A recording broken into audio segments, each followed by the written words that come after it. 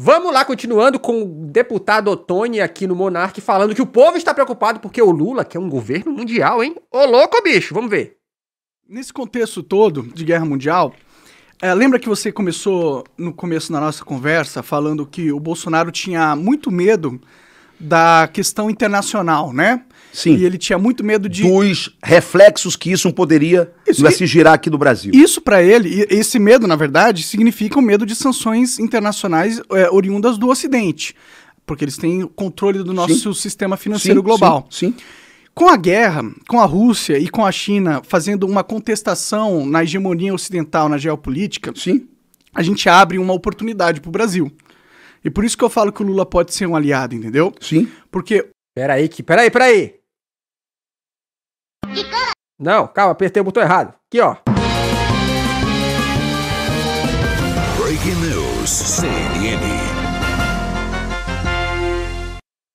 Monark fazendo L? O Lula, ele tem, por causa da sua história política, relações muito fortes com os governos chineses e com o governo russo. E bebe uma água, Monark. Com o Irã e com esse... Não, isso acontece quando a gente não bebe uma água muitas vezes, dá esse refluxo, né? Com esses players desse novo momento geopolítico, entendeu? Então, abre uma oportunidade da gente brigar contra esse sistema globalista que hoje domina o país. Sim. Porque se eles aplicarem sanções, a gente pode fugir para a China, a gente pode fugir para a Rússia e fazer negócio com eles, entendeu? Então, como eu digo, o que eu tô falando? Eu não tô falando que não tem jeito, que já vamos desistir. Tô falando que a nossa perde até a voz quando tem que falar do Lula bem, né? briga hoje é pra ter soberania no país. Isso. E o Lula, eu não sei se ele necessariamente é um cara que vai ser contra isso, entendeu? Porque pra ele é a melhor coisa que pode acontecer. Ele já é refém, ele é escravo desse sistema. O Lula, ele já está defendendo em várias entrevistas com muita clareza essa agenda global 2030, né? Dizendo que nós precisamos de um governo mundial. Quando foi que o Lula falou isso? Quando foi que o Lula falou precisamos de um governo mundial? Eu acho que o cara assistiu Independence Day, aí ele acha que, né, Nova York é a capital do mundo, essas paradas. O Lula nunca falou isso. Não que eu tenha visto. Ele está falando isso claramente. Sim. De que nós precisamos, e ele diz que ele não sabe de onde vai vir essa ordem, se isso vem da ONU, de onde vem, de que decisões internacionais prevaleçam sobre o parlamento nacional. Mas que nunca! Ó, eu vou dizer porque que eu duvido. Porque o Lula, volta e meia, o que ele fala é sempre uma palavra, uma frase. Eu acredito na determinação dos povos, na autodeterminação dos povos. Toda vez que alguém fica perguntando pro Lula, mas e a Venezuela, né? E essas paradas, né? A ditadura, e a China, ele fala, eu acredito na autodeterminação dos povos. Essa história aí de que o Lula tá falando de um governo global, sei não, hein? Como diz o Xandão... Mentira! Me parece. Ou Esse é o seja, plano dos globalistas. está entregando a nação, mas isso ele fala... Irmão, o Bolsonaro... Tem vídeo do Bolsonaro batendo continência pra bandeira americana. Onde é que tu já viu o Lula fazer isso, irmão? Com clareza. Muito pelo contrário. Tem vídeo do Lula falando assim, ó. Americano, em primeiro lugar pensa americano, em segundo americano, em terceiro, em quarto americano, quinto, em décimo, quinto... Se sobrar espaço, ele ainda vai pensar em americano. Com clareza, não é? Só que a base dele não quer isso. A base raiz dele, tá ligado? Não, sim. O esquerdista raiz, antigão, velhão. Sim. Eles não gostam do globalismo. Ou seja, olha só, a mesma situação... Não é globalismo, Monark. Ninguém gosta de imperialismo. E imperialismo no mundo tem nome. Chama americano, né? Que Bolsonaro viveu de ser contestado... Aqui, se depender de nós, vai ser Bacurau. ...pela sua base. Não é? Por que não faz? Por que não age? Papapá. Lula vive também do outro lado.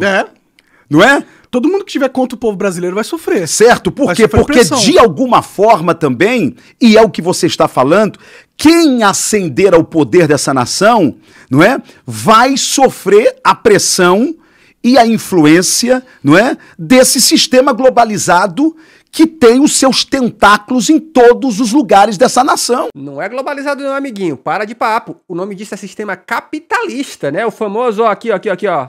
Você sabe o que é capitalismo? Porque existe uma como é que é a palavra?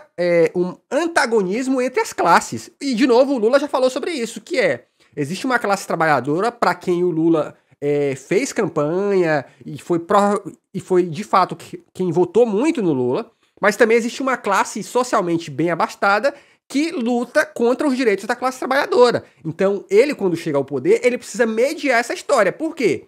Porque ele sabe que ele não pode simplesmente declarar uma guerra, né, uma guerra civil, simplesmente. Então, é contra isso que se luta. E essas classes, elas existem tanto no Brasil quanto no resto do mundo. Existe, obviamente, toda uma ingerência de atores internacionais que não estão afim de que o governo dê cada vez mais poder ao povo. Eles querem poder cada vez mais para o agente privado, para as empresas, para o empresariado. É essa a luta, não vem com papo de globalismo não, irmão. Sim.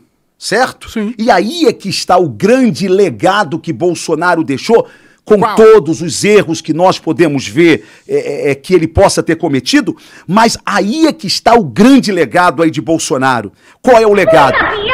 Que é nos fazer enxergar essas coisas que antes dele nós não enxergávamos. É errado de novo. Todo mundo sempre enxergou isso, porque primeiro, principalmente quando a gente teve os escândalos do governo PT, né, que eles foram explorados midiaticamente, absurdamente, e aí foi exatamente num contexto que a internet cada vez mais surgia, e portanto surgiu inclusive o interesse do brasileiro por política num novo nível.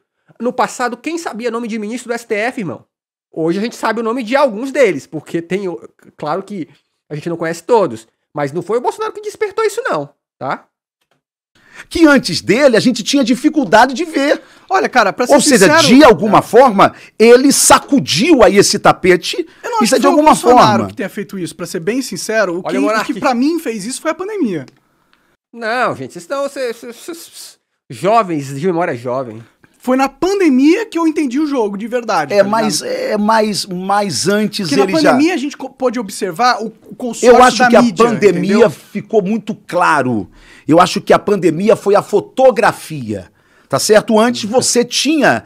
Irmão, a gente não foi fotografia, não. A pandemia foi live, literalmente, porque era o tempo todo a gente tendo as notícias rolando e ficando. Não é possível, irmão. Tinha essa denúncia, Olavo de Carvalho denunciando essas coisas, que foi o grande mestre. Aonde é que tá o Olavo de Carvalho? E tá de onde o bolsonarismo bebeu. Faltou o Bolsonaro só ouvir mais. Foi a fonte, Ouviu, foi cara. a fonte, o professor Olavo de Carvalho, não é? E foi a fonte de todos nós. Bem, então antes aí da pandemia você já tinha isso com muita clareza. Mas eu acho que durante a pandemia, aí eu concordo com você teve esse retrato real do que está acontecendo. O sistema se mostrou muito unido. Se revelou. Quando sai uma notícia da pandemia e todas as matérias de todos os jornais estão idênticas, como se tivesse sido escrito pela mesma pessoa, Sim. de empresa diferente de jornalismo. E surpreende um total de 0 pessoas, que parece que o Monark descobriu isso agora. Isso sempre foi assim, cara. Como assim? Sim. Isso não é capitalismo, isso não é Sim. competição. As empresas não são independentes, todas elas seguem o mesmo mestre. Sim. Quem é o mestre? O mestre. O mestre capitalismo, Monark, deixa eu te explicar uma parada que há muito tempo o Cid Cidoso explorou. Que ele fez uma piada durante uma dessas Comic Cons, e o Pix, sei lá, que ele falou assim, quer ver, ó, como a imprensa compra qualquer informação? E ele tweetou que o Chaves tinha morrido e a galera começou a tweetar. E como no Twitter, com 5 mil tweets, algo do tipo, você já vira trending topic, a notícia foi pros trends. Demorou pouco mais de 1 hora. Tava no UOL, tava no G1, todo mundo publicando. E aí o que acontece na imprensa do Brasil é o seguinte, muitas vezes eles não apuram a notícia. Funciona assim, eu sou da Globo, se o UOL publicou, publica também e fala que a informação veio do UOL e foda-se. Então é isso que acontece, tá? Mestre que banca o patrocínio. Quem banca o patrocínio? Sim. São as grandes empresas internacionais. É a Coreia Agenda do Norte 2030 liga, né? que banca o patrocínio. Então, o Bolsonaro realmente teve um papel importante em acordar as pessoas para isso. Talvez as pessoas mais raiz, um pouco mais simples, Sim, tal. sim. A galera no agro e tal. Mas O povo simples, a galera do agro é assim. Monark, a bancada famosa bancada do agro, né? Ela tá aí há muito tempo, ela é gigante. Não tem. Quem que é simples no agro, Monark? esse jogo, ele se mostrou O povão é simples, entre aspas. Mas do agro, não. através de como a gente percebe que o sistema joga junto de um jeito e vai continuar jogando junto. Então, a gente tem que estudar essa porra, mano. A gente tem que transformar o país num país independente de verdade. Porque hoje nós somos escravos, é nação de escravos, uma nação escravizada, condenada à pobreza e condenada a levar os seus filhos para uma guerra que não é nossa. Por que será? Porque se a gente é realmente subalterno ao contexto ocidental, num contexto mundial, de uma briga, de uma guerra, onde a hegemonia ocidental e as forças emergentes do Oriente vão brigar, vai ter muita guerra pra rolar. E você acha que eles não vão obrigar os seus filhos a ir lutar lá no Oriente ou em algum outro lugar com uma pseudo-desculpa de estar lutando pro bem? Agora, você concorda também comigo de que está havendo um claro levante de resistências em todo o mundo? Ou seja, aqui no Brasil a gente perdemos por falta de uma estratégia clara, não é? Bem, perdemos. Agora, você também não percebe que o que está acontecendo hoje na América, não é, de que é um movimento pendular, ou seja, fomos para a esquerda, não é? Fomos para a esquerda, mas já vimos já em 4 anos o que é isso. A gente não quer isso aqui para a América. Isso que o quê? Eu acho que isso está acontecendo aqui no Brasil, e isso vai começar a acontecer em toda a América Latina. Irmão, vocês têm que agradecer a porra do Steve Bannon, que ele ensinou vocês como fazer essa presepada. Se não fosse isso, vocês estavam fora do jogo. Simples assim. Porque parece que a esquerda dessa vez, ela está tão compromissada em acelerar essa agenda global, tá certo? Que eles não estão mais se maquiando como eles se maquiavam antes. Amigo, quem acelera essas coisas não é a esquerda, amigo, é o capitalismo, cara. O capitalismo nos forçou a todo mundo a ter uma percepção global. Por quê? Porque esses caras, se eu não tiver a percepção global, eles me dominam. É a direita que veio com esse papinho pra poder seduzir eleitor, que é esse papinho de que, no passado era melhor, então, aí começa com um papo de xenofobia, de uma pseudo-isolamento que não se mantém. Não se mantém, tá? Simples assim. Porque eu duvido que a Apple vai voltar a fazer iPhone nos Estados Unidos. Não vai, porque senão não mantém as margens de lucro que tem. Eles não estão mais escondendo os seus tentáculos de pautas, não é? A internet jogou luz nisso. Isso aí jogou luz nisso. Então, o que eu estou entendendo é que esse levante, esse pêndulo que em vários países da nossa América Latina saiu rápido da nossa direita e voltou lá para a esquerda, não é? Esse pêndulo, ele vai voltar com a mesma velocidade para cá, tá certo? Por quê? Porque o povo já tá ficando assustado. Não, o povo está sendo assustado. De alguma forma, o que levou Lula ao poder, o PT ao poder, foi que a narrativa contra Bolsonaro foi muito pesada. Ah, foi a narrativa. Ele é uma vítima das narrativas. Foi tão pesada que desuniu a direita. No que desune a direita, a esquerda volta. Quando a esquerda volta, logo fica claro o que eles querem fazer com essa nação. O que eles querem fazer com essa nação?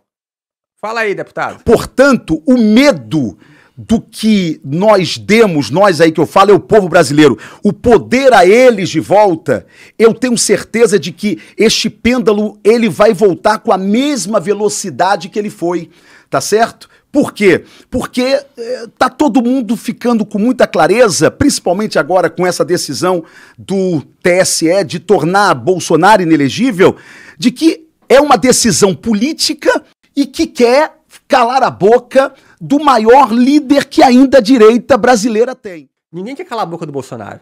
O Bolsonaro sempre falou o que falou porque ele tinha um privilégio que eu não tenho, chamado foro privilegiado. É isso. O que o foro privilegiado faz? Ele faz com que um político fale qualquer absurdo e, isso vai ficando para debaixo do tapete, vai sendo empurrado porque ele tem um foro privilegiado.